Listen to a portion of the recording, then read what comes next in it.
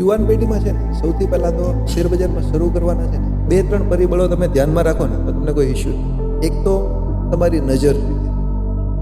તમારી નજર એટલી બાજ નજર હોવી જોઈએ કે બજારમાં ક્યારે તમારે એન્ટ્રી દેવી.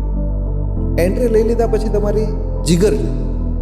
જીગર એટલા માટે છે કે આ એક એવી ફિલ્ડ છે કે આજે લઈ લીધું ને કાલે પૈસા મળવાના એવું જરૂરી નથી. એક એનું સ્પેશિયલ ટાઈમ કે આ ટાઈમ પૂરતું જ આ કામ કરશો, આ ટાઈમે આટલા પૈસા.